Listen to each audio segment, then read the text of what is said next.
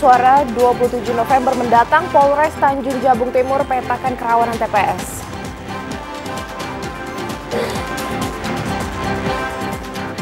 Komisi Pemilihan Umum Kabupaten Muaro Jambi targetkan partisipasi pemilih pada Pilkada 2024 mencapai 90%. Menteri Kebudayaan Fadlizon lakukan upaya peningkatan standar dan kualitas museum.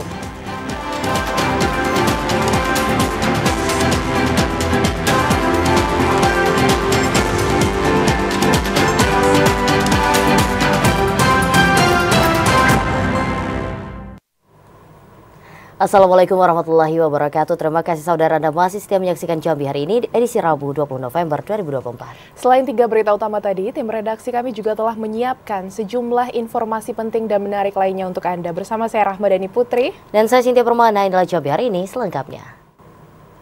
Saudara, kita awali Jambi hari ini dengan informasi Polres Tanjung Jabung Timur mulai melakukan pemetaan kerawanan TPS menjelang pemilihan kepala daerah 2024. 3 kecamatan menjadi wilayah rawan dari segi geografis. Jajaran Polres Tanjung Jabung Timur selalu melakukan pengamanan di setiap tahapan Pilkada 2024 hingga pada saat pendistribusian logistik ke lokasi rawan. Berdasarkan geografis, Polres Tanjung Jabung Timur mendata terdapat 3 wilayah kecamatan yang menjadi rawan geografis. Kecamatan tersebut yakni Sadu, Muara Sabak Timur, dan Dendang. Kabak Ops Polres Tanjung Jabung Timur Muklis Gea mengatakan direncanakan kepolisian akan menempatkan personel di berbagai TPS sesuai dengan tingkat kerawanannya. Selain pengamanan, Polres juga telah melakukan rapat dengan Bawaslu dan KPU guna mengedepankan sentra Gakumdu dalam penyelesaian pelanggaran pemilu. Sebab setiap tahapan pemilu polisi diharuskan memberikan pengawasan khusus agar dapat berjalan aman dan lancar. Itu sudah kita petakan. Jadi kerawanan kita di sini khususnya masalah jarak dan geografis. Sementara jumlah TPS di Kabupaten Tanjung Jabung Timur mencapai 507 TPS dengan 174.860 mata pilih. Diharapkan dengan adanya kegiatan pemetaan TPS dapat mendeteksi dini serta mengantisipasi permasalahan yang dapat muncul pada saat tahapan pembuatan TPS. Kliva Patria, TVRI Jambi, melaporkan.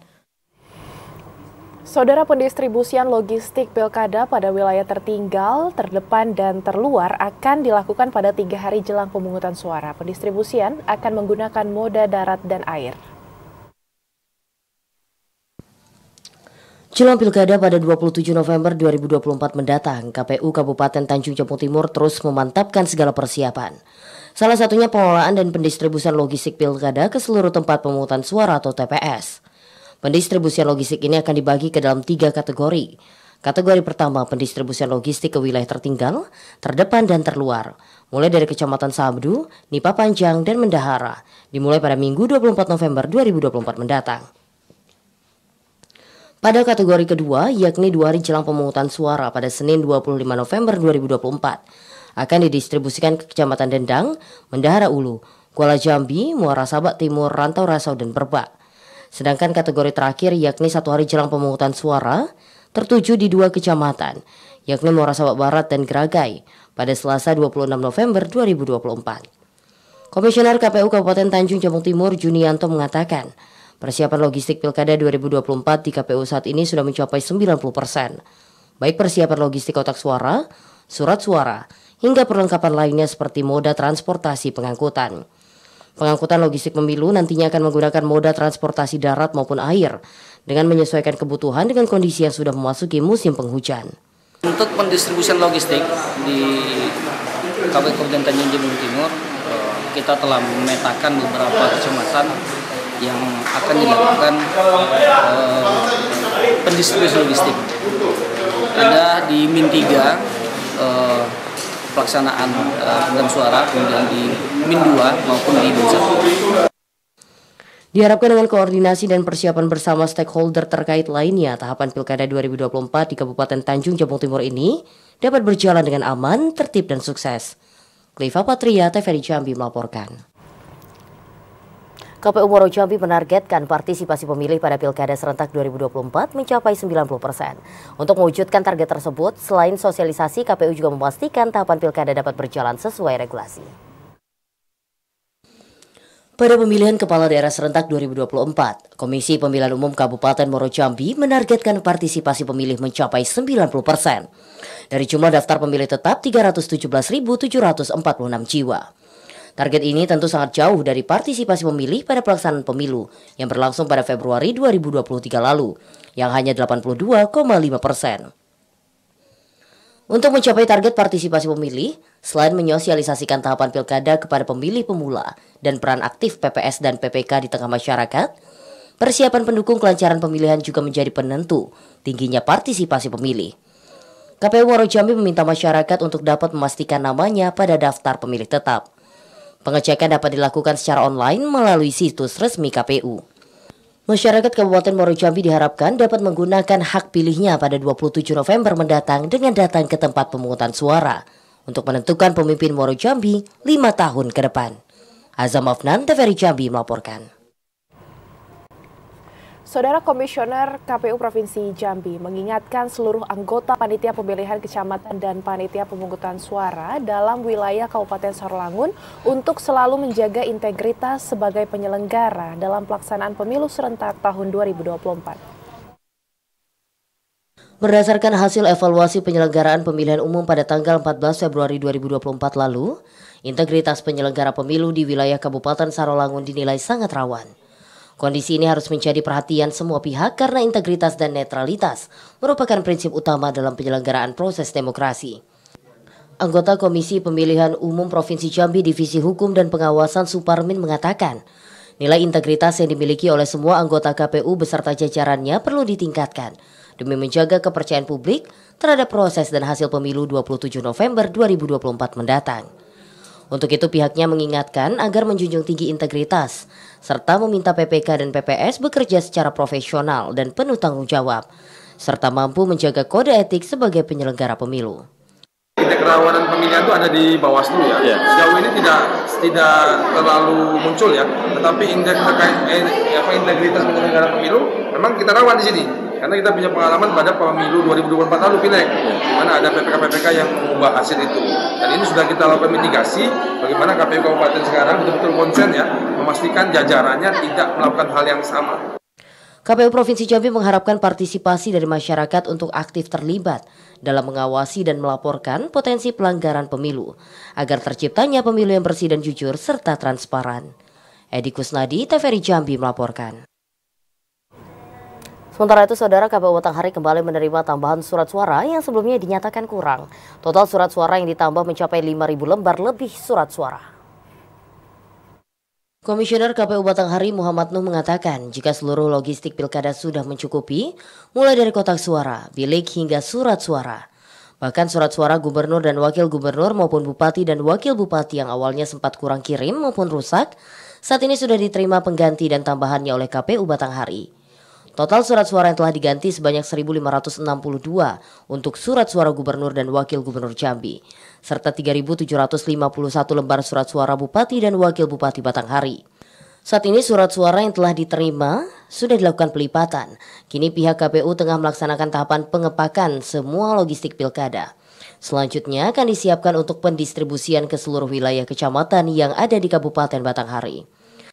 Untuk surat suara baik gubernur maupun surat suara bupati itu pemenuhan daripada kekurangan kemarin itu sudah terpenuhi semua. Kami juga sudah melakukan pelipatan dan penyortiran. Sekarang sudah masuk ke dalam sampul. Muhammad Nuh juga menyampaikan proses pengepakan logistik ini ditargetkan rampung pada tanggal 24 November 2024. Adi Juniawan, TVRI Jambi melaporkan. Menjaga marwah demokrasi, paslon dan masyarakat diimbau tidak terlibat politik uang. Informasi yang akan kami hadirkan usai jeda pariwara berikut ini. Tetaplah bersama kami di Jambi hari ini.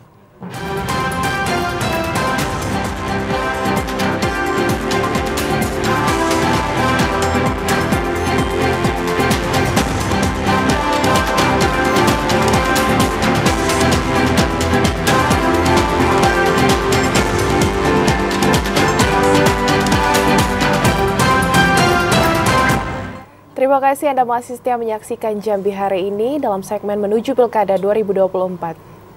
Saudara, pasangan calon Bupati dan Wakil Bupati Kabupaten Tebo nomor urut 2 gelar kampanye akbar Pilkada serentak tahun 2024. Pasangan Agus Rubianto dan Nazar Effendi ini yakin bisa menjadi jawaban atas permasalahan masyarakat. Pasangan calon Bupati dan Wakil Bupati Kabupaten Tebo nomor urut 2 Agus Rubianto Nazar Effendi menggelar kampanye akbar Pilkada serentak tahun 2024 di Jalan Pahlawan, Kelurahan Mandiri Agung, Kabupaten Tebo. Dalam kesempatan ini, Agus Rubianto Nazar Effendi menyampaikan visi misi dan program kerja jika terpilih menjadi kepala daerah. Mereka optimis nantinya bisa menjadi jawaban atas permasalahan masyarakat di Kabupaten Tebo. Salah satunya pembangunan infrastruktur secara merata, peningkatan ekonomi masyarakat, kemudian beasiswa bagi para pelajar yang kurang mampu dan lainnya. Bahwasanya pasangan Agus Nazar akan berkomitmen membangun Kabupaten Tebo untuk pemerataan pembangunan di semua desa dan kelurahan kecamatan yang ada di Kabupaten Tebo, baik dari infrastruktur dan juga beasiswa untuk siswa-siswi yang kurang mampu. Nantinya akan kami berikan beasiswa. Agus Rubianto dan Nazar Effendi juga mengajak masyarakat untuk datang ke TPS pada 27 November 2024, sehingga pilkada serentak dapat berjalan lancar dan sukses. Joko, TVRI Jambi melaporkan. Pihak Kejati Jambi mengimbau seluruh pasangan calon peserta pilkada serta masyarakat di Provinsi Jambi tidak terlibat dalam tindakan politik uang agar pelaksanaan pilkada serentak 2024 dapat memilih pemimpin yang berintegritas. Politik uang masih menjadi salah satu indikasi bentuk kerawanan tertinggi di setiap tahapan pilkada, terutama di masa tenang hingga pelaksanaan hari pencoblosan. Untuk mengantisipasi hal tersebut, Kejaksaan Tinggi Jambi telah membentuk 65 orang jaksa untuk menangani perkara politik uang. Hal tersebut ditegaskan Kasih Penerangan Hukum Kejaksaan Tinggi Jambi Noli Wijaya usai melaksanakan sosialisasi penyuluhan dan penerangan hukum Kecamatan Cermin dan Gedang, Kabupaten Sarolangun. Noli Wijaya menjelaskan, jeratan pidana bagi pelaku serta penerima sudah diatur dalam Undang-Undang Nomor 10 Tahun 2016 tentang perubahan kedua atas Undang-Undang Nomor 1 Tahun 2015. Penetapan peraturan pemerintah pengganti Undang-Undang Nomor 1 Tahun 2014 tentang pemilihan gubernur, bupati, dan wali kota. Para pelaku pemberi dan penerima politik uang bisa dijerat dengan kurungan minimal 3 tahun penjara. Karena politik uang bukan lagi pelanggaran tapi kejahatan pemilu. Untuk itu pihak Kejati berharap baik tim ses paslon maupun pemilih menghindari politik uang. Kemudian mengimbau masyarakat menyalurkan hak pilihnya tidak karena iming-iming uang yang ditawarkan oleh sejumlah pihak. Satu tindak pemilu yaitu politik uang yang diatur dalam 187 Undang-Undang Pemilu. Nah, kalau politik uang itu kayak tipikor minimal 3 tahun. Kejaksaan Tinggi Jambi berharap sejumlah lembaga terkait seperti KPUD dan Bawaslu di Provinsi Jambi dapat bekerja dengan baik, sehingga kecurangan di dalam pemilu dapat diminimalisasi dan diantisipasi. Edi Kusnadi, TVRI Jambi melaporkan. Sementara itu, saudara, pelaksanaan debat publik pasangan calon Bupati dan Wakil Bupati Batanghari diundur pelaksanaannya semula tanggal 22 menjadi 23 November 2024 atau di hari akhir masa kampanye. Dan untuk mengetahui informasi selengkapnya, saat ini kita telah terhubung dengan kontributor TVRI Jambi Ade Juniawan di Batanghari. Selamat sore, Ade. Selamat sore, Putri. Ya, Ade, apa yang menjadi alasan KPU Batanghari merubah waktu pelaksanaan debat calon Bupati dan Wakil Bupati Batanghari ini, Ade? Baik, Putri dan saudara TVRI Jambi, memang KPU Kabupaten Batanghari awalnya telah menjadwalkan untuk pelaksanaan debat publik pasangan calon Bupati dan Wakil Bupati Batanghari yang direncanakan pada 22 November atau tepatnya pada Jumat besok, diundur akhirnya pada 23 November atau satu hari tepatnya di hari Sabtu atau di akhir masa kampanye nantinya. Dan ini alasan dari pihak KPU sendiri, saya mengkonfirmasi jika diundurnya pelaksanaan debat ini dikarenakan ada beberapa hal. Salah satu yang menjadi diundurnya dari pelaksanaan debat tersebut yakni terkait dari untuk lebih mematangkan lagi persiapan dari debat sendiri, di mana ada beberapa persoalan atau kendala yang secara teknis yang tidak bisa dilakukan atau dilaksanakan pada tanggal tersebut atau tanggal 22 yang direncanakan pada awalnya. Dan ini nantinya untuk debat publik yang direncanakan pada tanggal 22 malam, Jumat malam, akhirnya diundur tanggal 23 atau dilaksanakan pada pagi hari, tepatnya pada pukul 9 pagi. Dan untuk tamu undangan sendiri atau yang hadir dalam debat sendiri, pihak KPU telah mengkonfirmasi jika akan diundang beberapa pihak terkait, tokoh masyarakat, dari tokoh masyarakat, tokoh agama, dari unsur Forkompinda, Bawaslu, maupun tim pemantau yang ada di Kabupaten Batanghari. Dan nantinya ini untuk jumlah tamu undangan dibatasi, di mana menyesuaikan kapasitas tempat yang akan dilaksanakan atau menjadi lokasi debat publik kali. Di mana diperkirakan hampir 300 orang nanti yang akan sebagai tamu undangan yang turut hadir dalam pelaksanaan debat nanti. Dan ini menyesuaikan di mana lokasi atau debat tersebut, gedung yang dipakai nanti kapasitasnya cukup terbatas dikarenakan ruang yang tidak begitu cukup luas. Dan nanti direncanakan untuk pelaksanaan debat sendiri berada di lokasi atau tempat gedung pemuda yang ada di Kecamatan Muarbulan yang saat ini tempat saya melaporkan di belakang saya sendiri.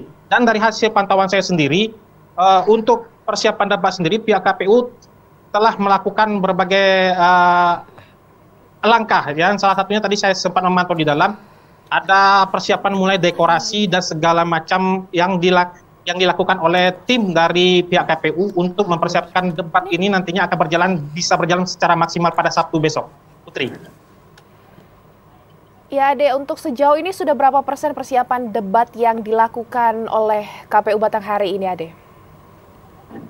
Ya, tadi juga saya mengkonfirmasi jika untuk persentase sendiri pihak KPU meyakini sampai saat ini sudah 50-60% persiapan yang telah dilakukan.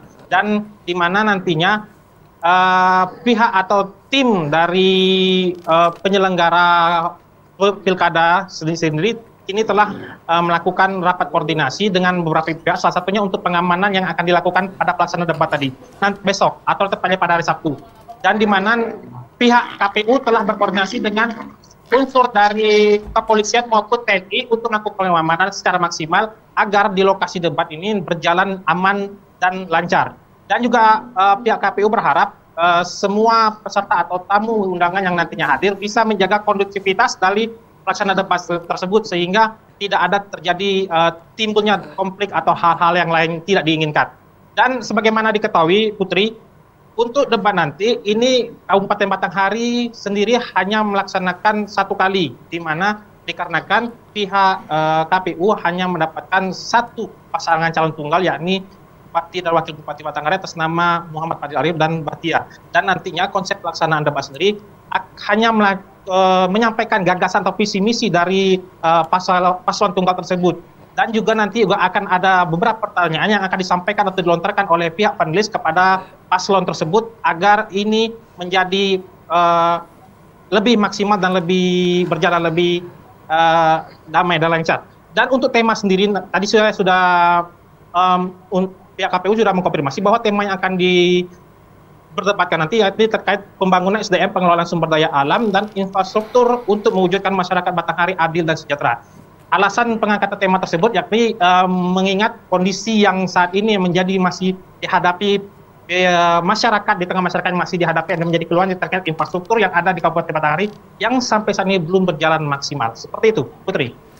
Baik, Ade Juniawan melaporkan mengenai pelaksanaan debat publik pasangan calon Bupati dan Wakil Bupati Batanghari yang akan diundur pelaksanaannya. Terima kasih Ade atas laporan Anda. Selamat sore dan selamat bertugas kembali.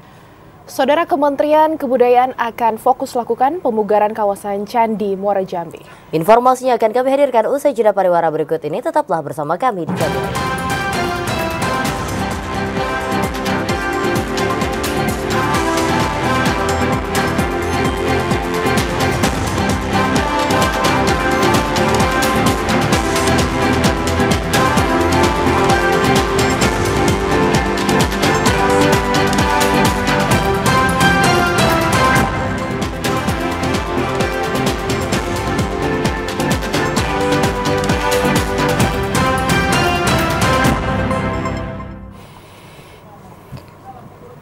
Anda masih menyaksikan Jambi hari ini. Saudara penjabat sementara Gubernur Jambi Sudirman menghadiri rapat paripurna dengan agenda mendengarkan pandangan umum fraksi-fraksi terhadap nota pengantaran Perda APBD Provinsi Jambi tahun 2025. Pemerintah Provinsi Jambi secara resmi mengikuti rapat paripurna DPRD Provinsi Jambi dengan agenda mendengarkan pandangan umum fraksi-fraksi terhadap nota pengantar rancangan peraturan daerah APBD Provinsi Jambi tahun 2025. Paripurna ini merupakan lanjutan pembahasan Dewan setelah Pemprov secara resmi menyampaikan nota pengantaran Perda APBD. Penjabat sementara Gubernur Jambi Sudirman mengatakan pemerintah Provinsi Jambi akan secara resmi menjawab pertanyaan fraksi-fraksi Dewan pada rapat paripurna selanjutnya. Terkait pertanyaan participating interest 10% yang pada tahun 2025 belum dimasukkan dalam APBD, Pemprov memberikan gambaran sementara bahwa hal tersebut terjadi karena berbagai alasan. Banyaknya persyaratan yang harus dipenuhi untuk memperoleh PI 10% menjadi kendala utama belum dimasukkannya PI pada APBD 2025. Namun, pemerintah akan berupaya maksimal untuk memperoleh pendapatan dari sektor minyak dan gas agar dapat segera terrealisasi menjadi sumber pendapatan baru bagi daerah. Fraksi-fraksi ya, ada 9 fraksi tadi, salah satunya bicara tentang PI 10%, apakah sudah bisa direalisasikan di 2025. Kami untuk sementara belum kita masukkan dulu untuk 2025, tetapi kami tetap berupaya agar 2025 sudah bisa masuk PI ya. Karena perjanjian kesepakatan kemarin dengan BUMD-nya Jabar itu kan berakhir Desember. Artinya target Desember itu target sampai cairnya PI. Jadi paling lambat kan nanti di 2025. Sebelumnya, pemerintah Provinsi Jambi dan DPRD telah menyepakati KUA PPAS tahun anggaran 2025 sebesar 4,42 triliun rupiah untuk pendapatan. Sementara pada alokasi belanja ditetapkan senilai 4,47 triliun rupiah. Randy Arta, TVRI Jambi melaporkan. Sementara itu, Saudara Menteri Kebudayaan Republik Indonesia Fadly Zon mengunjungi Museum Siginjai Kota Jambi dan kunjungannya bertujuan sebagai upaya meningkatkan standar dan kualitas museum di seluruh Indonesia. Pada kunjungan kerjanya ke Provinsi Jambi, Menteri Kebudayaan Republik Indonesia Fadly Zon menyempatkan diri untuk mengunjungi Museum Siginjai yang berada di Kota Jambi. Didampingi Kepala Museum, Fadly melihat secara langsung kondisi dan koleksi benda-benda bersejarah yang ada di museum tersebut. Fadly mengatakan, kunjungan ini dilakukan dalam upaya meningkatkan standar dan kualitas museum di seluruh Nusantara. Peningkatan ini diupayakan agar museum dapat menjadi pusat edukasi dan literasi bagi masyarakat, khususnya untuk memperkenalkan kebudayaan, sejarah, dan peradaban dari masing-masing daerah. Hadirnya museum yang representatif akan memudahkan wisatawan maupun masyarakat secara umum untuk mengenal berbagai potensi yang dimiliki daerah. Fadly memberikan sentuhan interaktif melalui gambar maupun teknologi serta penerangan yang baik untuk menarik minat kunjungan wisatawan khususnya generasi muda. Jadi kita melihat bahwa museum-museum kita ini ingin kita tingkatkan standarnya gitu ya, agar museum ini bisa menjadi pusat edukasi, literasi, paling tidak tentang wilayah ya, seperti di Jambi ini Museum Siginjai. Ini kan dari nama keris yang sangat terkenal legendaris dari Jambi yang sekarang ada di Museum Nasional ya, Siginjai. Museum Siginjai Jambi merupakan salah satu museum di Provinsi Jambi yang menyimpan berbagai koleksi benda-benda bersejarah, seni tradisi, serta sejumlah instalasi edukasi warisan budaya daerah. Randy Arta, TVRI Jambi melaporkan. Pada kunjungan kerjanya di Provinsi Jambi, Menteri Kebudayaan Fadly Zon mengunjungi situs kawasan Cagar Budaya Nasional KCBN yang berada di Kabupaten Muaro Jambi. Kehadiran Menteri diharapkan dapat mengembalikan marwah Candi Muaro Jambi di masa yang akan datang. Memiliki jejak panjang sejarah terutama bagi umat Buddha, kawasan Cagar Budaya Nasional yang berada di Kabupaten Muaro Jambi, Provinsi Jambi, kini terus dipugar. Dengan luas 3.981 hektar. Ditemukan sekitar 115 struktur candi peninggalan pada abad ke-6 hingga ke-13. Saat kunjungan kerja Menteri Kebudayaan Fadly Zon Selasa kemarin, Kementerian Kebudayaan akan fokus untuk melakukan pemugaran kawasan candi, sehingga kembali menjadi tempat pendidikan. Menteri Fadlizon menegaskan, selaras dengan Undang-Undang Nomor 5 Tahun 2017 tentang Pemajuan Kebudayaan, pemerintah berkomitmen untuk memberikan perlindungan dan mengembangkan kawasan candi yang terbesar di Asia Tenggara tersebut. Penelitiannya kan masih terus berlanjut ya.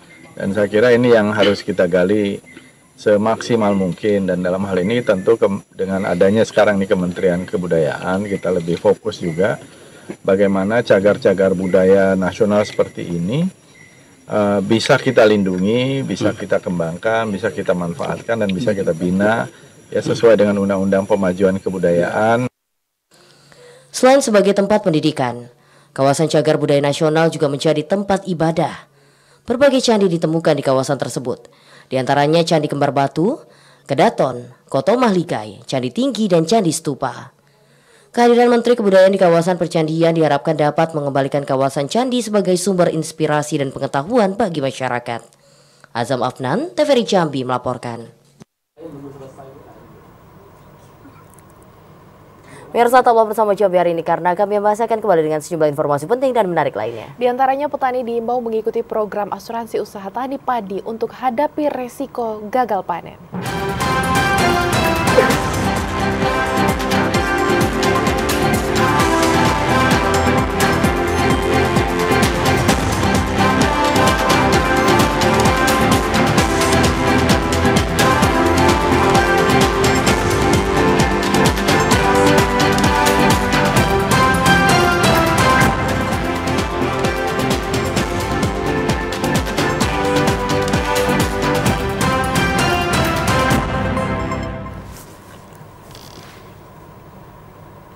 Terima kasih Anda masih setia menyaksikan Jambi hari ini. Ya, saudara, cuaca ekstrem yang melanda wilayah Kabupaten Kerinci membuat usaha di sektor pertanian khususnya usaha tani padi dihadapkan dengan resiko gagal panen akibat bencana. Dan untuk mengantisipasi hal tersebut, para petani dihimbau untuk mengikuti program asuransi usaha tani padi. Cuaca ekstrem yang melanda wilayah Kabupaten Kerinci sejak beberapa bulan terakhir membuat para petani, terutama petani padi yang berada di bantaran Sungai Batang Merau, merasa khawatir terhadap dampak yang ditimbulkan oleh kondisi tersebut. Seperti banjir yang berpotensi merendam tanaman padi sehingga mengancam kelangsungan lahan pertanian mereka. Menanggapi hal tersebut, pemerintah Kabupaten Kerinci melalui Dinas Tanaman Pangan dan Hortikultura mengajak petani, khususnya petani padi, untuk mengikuti program asuransi usaha tani padi atau AUTP. Hal ini sebagai upaya untuk melindungi petani agar mendapatkan ganti rugi jika mengalami gagal panen akibat terdampak bencana alam. Kepala Dinas Tanaman Pangan dan Hortikultura Kabupaten Kerinci, Radium Halis mengatakan, asuransi usaha tani padi merupakan program dari pemerintah pusat untuk memberikan perlindungan kepada petani jika mengalami gagal panen. Jika terjadi gagal panen yang ditentukan, yang diketahui oleh POPT dan penyuluh, ini dapat diganti melalui asuransi Jasindo sebesar 6 juta per hektar. Nah, jadi kita berharap nanti masyarakat kita Kabupaten Kerinci agar ikut dalam program AUTP, asuransi usaha tanaman padi. Radium juga menambahkan, adapun resiko yang dijamin dalam AUTP meliputi banjir, kekeringan, dan serangan hama pada tanaman padi yang mengakibatkan kerusakan yang dapat terjadinya gagal panen sehingga petani akan mengalami kerugian. Ilwan, TVRI Jambi melaporkan. Seorang pasien mengamuk di Rumah Sakit Umum Daerah Maijen HA Talib, Sungai Penuh kembali terjadi. Pasien kecewa dengan buruknya pelayanan rumah sakit dan merasa tidak dilayani dengan baik untuk mendapatkan pengobatan. Keributan di Rumah Sakit Umum Daerah Maijen HA Talib, Sungai Penuh viral di media sosial. Kali ini keributan terjadi di ruang pelayanan nomor antrean pengobatan pada Selasa kemarin 19 November 2024. Dalam video yang berdurasi sekitar 1 menit memperlihatkan insiden pasien mengamuk karena pelayanan rumah sakit di Poli Penyakit Dalam membatasi jumlah pasien yang bisa mendapatkan pengobatan per hari. Padahal pasien tersebut pada minggu lalu, tepatnya hari Sabtu 16 November 2024, sudah mendatangi IGD dan sudah 2 hari ikut antrian. Tapi saat giliran dirinya, petugas menyampaikan kuota pasien di Poli Penyakit Dalam sudah penuh. Dipicu kondisi tersebut menyebabkan pasien marah dan bersitegang dengan petugas. Bahkan terjadi aksi dorong-mendorong hingga membuat kaca di ruangan tersebut pecah dan melukai petugas rumah sakit. Sementara itu, pihak Rumah Sakit Umum Daerah Maijen H.A. Talib Sungai Penuh melalui Kabag Umum Nafrianto menyampaikan jika pihaknya tidak membatasi jumlah pasien. Namun, waktu pelayanan dibatasi hingga pukul 14:15 waktu Indonesia Barat dengan jumlah pasien sekitar 40 orang. Sedangkan hari itu jumlah pasien yang mendaftar sudah memenuhi kuota. Maka pihak rumah sakit menyarankan untuk kembali berobat pada esok hari dan disarankan untuk datang lebih awal. Nafrianto juga menyampaikan pihaknya menyayangkan atas insiden yang viral tersebut. Semua pelayanan akan dilakukan dengan baik jika para pasien mematuhi prosedur yang telah ditetapkan oleh pihak rumah sakit. Fahlan, TVRI Jambi melaporkan. Saudara, seorang warga Sumatera Selatan diringkus Satres Narkoba Polda Jambi saat akan mengedarkan sabu dan ratusan butir pil ekstasi ke Kabupaten Batanghari. Direktorat Reserse Narkoba Polda Jambi meringkus seorang pelaku penyalahgunaan narkoba di kawasan Kelurahan Teratai, Kecamatan Muarabulian, Kabupaten Batanghari. Kasus tersebut terungkap setelah petugas kepolisian mendapatkan informasi adanya pengiriman narkoba jenis sabu dari Sumatera Selatan menuju Provinsi Jambi. Dari informasi tersebut, petugas langsung menelusuri keberadaan pelaku. Kemudian terungkap pelaku tengah mengirim narkoba jenis sabu seberat 4.988 gram dan 370 butir pil ekstasi yang akan diedarkan di Kabupaten Batanghari. Direktur Reserse Narkoba Polda Jambi AKBP Ernesto Saisar mengatakan, pelaku yang diketahui berinisial DP warga Sumatera Selatan ini merupakan kurir narkoba yang diupah untuk mengirim narkoba ke Provinsi Jambi. Pelaku disinyalir merupakan jaringan internasional. Hal ini dipastikan dari hasil pemeriksaan. Jadi rekan-rekan ketahui bahwa kasus ini bermula dari hasil penyelidikan anggota, di mana penyelidikannya itu dimulai bulan September, karena ada informasi bahwasanya pelaku DP ini umur 19 tahun, ya, alamatnya di Desa Nibung, Kecamatan Nibung, ya, Kabupaten Muratara, Sumatera Selatan. Jadi tersangka ini disuruh oleh DPO inisial I dari Palembang untuk mengambil barang di Jambi. Saat ini pelaku beserta barang bukti telah diamankan di Mapolda Jambi. Guna mempertanggungjawabkan perbuatannya, pelaku dikenakan pasal penyalahgunaan narkoba dengan ancaman maksimal hukuman mati atau seumur hidup. Ashar, TVRI Jambi melaporkan.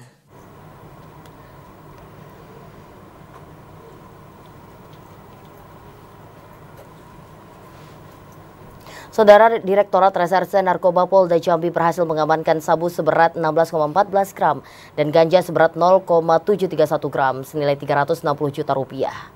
Barang bukti tersebut berhasil diselamatkan dari hasil pengungkapan 3 orang tersangka penyalahgunaan narkoba di Provinsi Jambi.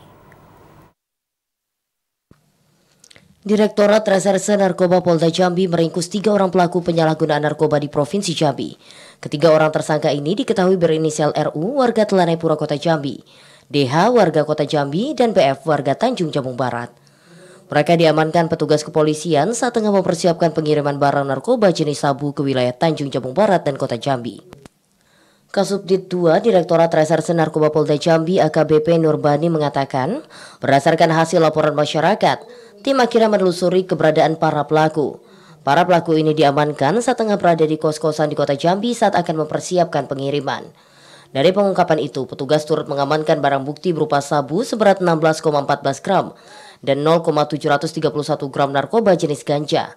Dan apabila dirupiahkan, Polda Jambi berhasil menyelamatkan uang negara senilai 360 juta rupiah. Ya, kita Direktorat Reserse Narkoba Polda Jambi berhasil melaksanakan pengungkapan perkara sebanyak 2 kali. Ya, tertuang dalam LP nomor 95 dan LP nomor 97. Di dalam pengungkapan tersebut, ya, jumlah tersangka ada 3 orang. Kemudian untuk barang bukti yang bisa kita amankan itu ada sebanyak 16,14 gram, ya, sabu. Kemudian untuk ganjanya 0,731 gram.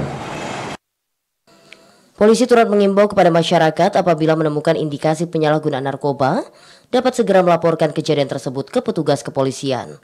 Ashar, TVRI Jambi melaporkan.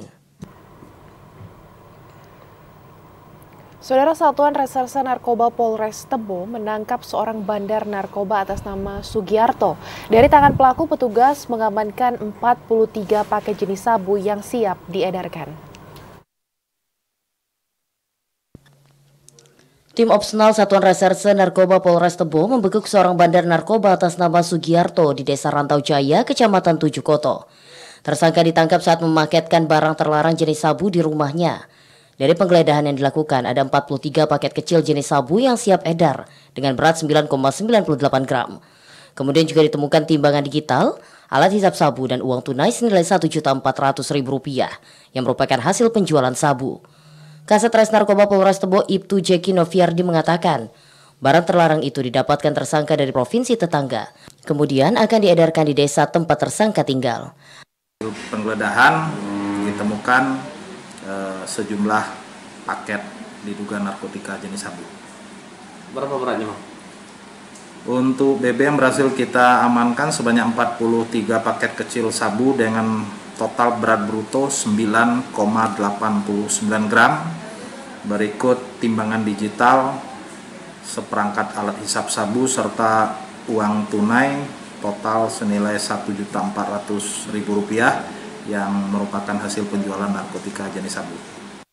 Atas perbuatannya, Sugiarto dijerat pasal 114 dan 112 ayat 2 Undang-Undang Nomor 35 Tahun 2009 tentang narkotika dengan ancaman pidana maksimal 20 tahun penjara. Joko TVRI Jambi melaporkan.